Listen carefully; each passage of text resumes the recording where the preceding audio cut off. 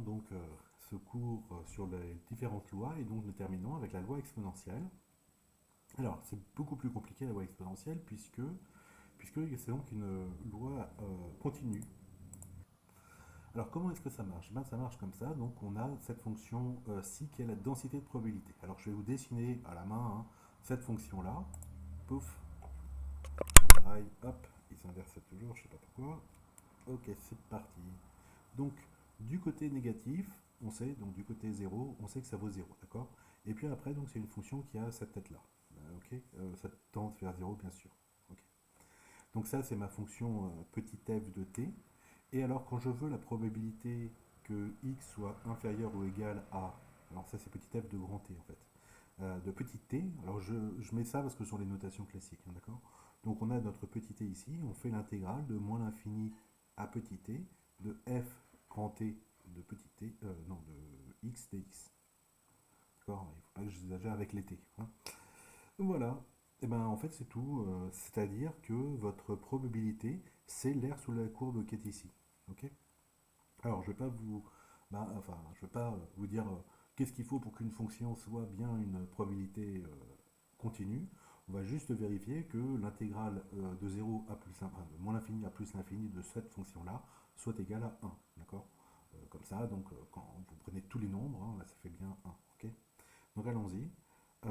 J'essaye de faire l'intégrale de moins l'infini à plus l'infini de ft de, alors je vais l'appeler u, tiens, du. Ok, pour changer.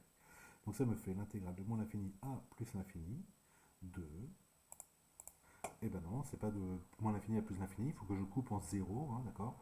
Donc c'est l'intégrale de moins l'infini à 0 de 0 du plus l'intégrale de 0 à plus l'infini de, cette fois-ci, ma fonction de densité qui est ici. Lambda exponentielle moins lambda t dt. Ah oui, j'ai remis un t au lieu du u. Bon, tant pis. Ok? Voilà. Alors, si jamais, donc ça vaut 0.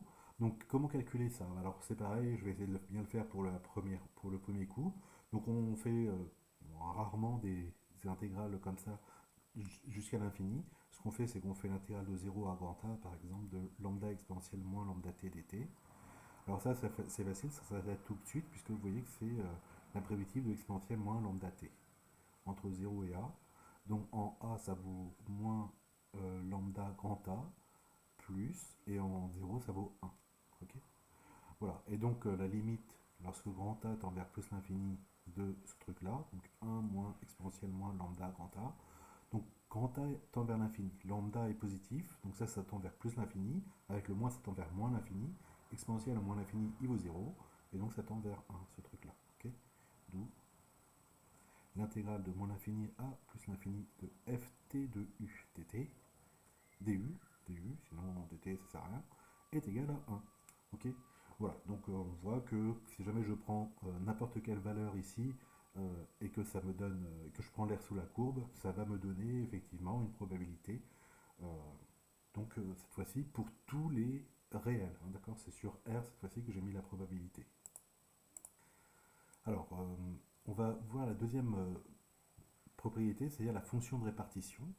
Je vais la faire directement, paf, de l'autre côté, ici. Alors, la fonction de répartition. Donc, cette probabilité-là, donc en fait, ce qu'il faut comprendre, hein, c'est simplement que si vous voulez la probabilité que x soit compris entre a et b, d'accord, vous allez juste faire l'intégrale entre a et b, de f de t de, et puis là, vous mettez une variable u du, d'accord, pour intégrer. Ok. C'est juste ce qu'il faut comprendre. Il faut aussi voir que la probabilité d'être égale à un nombre est toujours nulle, d'accord, puisque ça serait prendre une intégrale sur un domaine vide, enfin sur un domaine qui contient un point, et donc c'est nul, d'accord. L'intégrale de a de quelque chose, c'est 0. Ok. Voilà. Donc c'est pour des choses. Alors j'aimerais dire diffus, mais ça veut dire quelque chose d'autre en proba, mais bref. Bref, là, ça n'a de sens, si vous voulez, les probabilités n'ont de sens que si vous prenez un intervalle hein, de valeurs que vous prenez.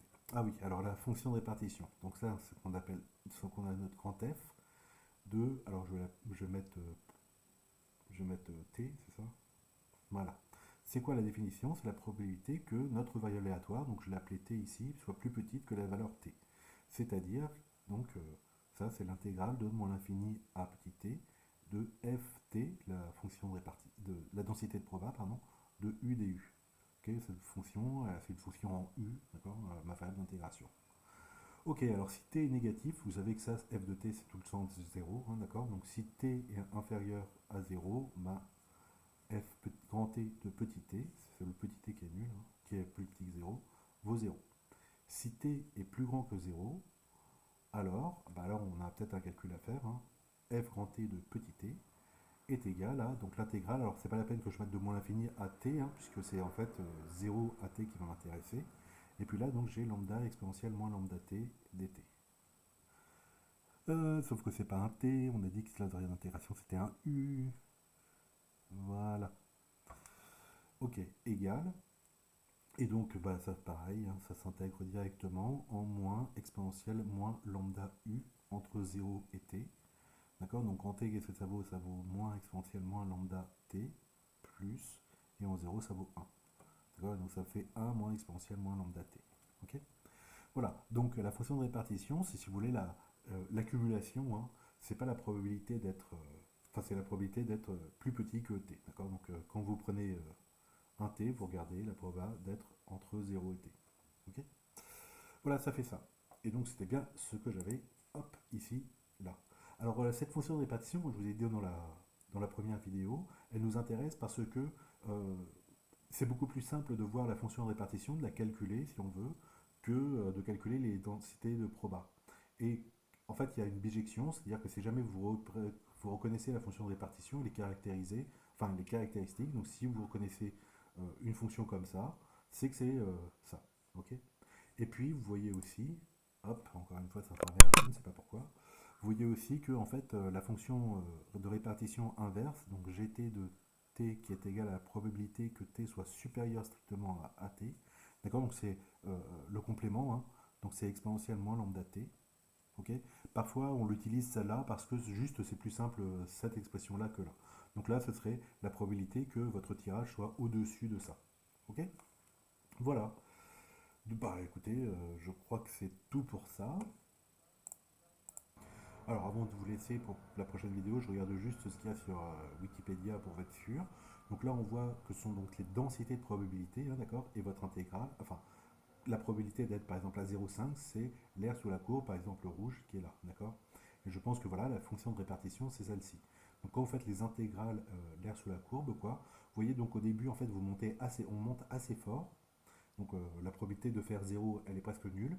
La probabilité d'avoir des petites valeurs est très forte, ça monte très très vite, d'accord. Et puis après, d'être compris entre 1 et 2, etc., vous voyez que l'air ici commence à vraiment être réduite, d'accord. Donc ça monte très fort et puis après ça stagne comme ça. Ok. Voilà. Qu'est-ce qu'on peut dire d'autre? Eh ben, on va regarder ça. Donc le paramètre c'est l'inverse de l'espérance, on verra ça juste après. Blablabla. Fonction de répartition, c'est bien ça, ok. La densité, c'est bien ça, ok. Le support, c'est 0 plus infini. Donc là, moi, je vous ai dit qu'en sur R-, la fonction était nulle, ok. Bah, c'est ça là, tiens. Voilà, ça c'est bon. Ça, on va le voir, ça, on va le voir aussi. L'écart type, c'est la racine de la variance, bah, c'est ça. Ok, la médiane, on s'en fiche un peu. Ça, c'est la propriété qu'on va voir juste après, c'est-à-dire d'être sans mémoire ou sans vieillissement pour ce qui est ici. Alors, elle n'est pas exactement la même que la mienne, mais c'est pareil dans le sens où je vais peut-être avoir des signes inversés, d'accord, mais bon, bah, c'est le complément, quoi, si vous voulez, l'une de l'autre. Ok. Voilà. La probabilité, vous voyez, la fonction g, c'est donc la fonction euh, de répartition inverse. C'est la même que la mienne, c'est donc le complémentaire de la fonction de répartition 1 moins f de t. Puisque la fonction de répartition, hein, au max, elle vaut 1, puisque c'est l'intégrale de la proba totale. D'accord. Voilà, donc c'est la même chose. Touk touk touk. Bon, bah on s'en fiche. Le minimum de deux lois exponentielles, très important, et on verra ça euh, dans un exo, juste après. Tiens, vous avez la démonstration ici. Oh bah tiens, affiché. Bon, vous avez ça. Ok. Et puis après, lien avec d'autres lois. La loi géométrique, oui. Donc quand vous avez des... La loi géométrique, quand le paramètre tend vers l'infini, je crois, ouais, c'est l'inverse du paramètre, c'est ça. Vous tendez vers une loi exponentielle. Alors d'ailleurs, c'est un peu le lien entre les deux. Vous allez voir que la loi géométrique, elle était sans mémoire, c'était la seule loi discrète sans mémoire. Et la loi exponentielle, ben, c'est la seule loi continue à être sans mémoire.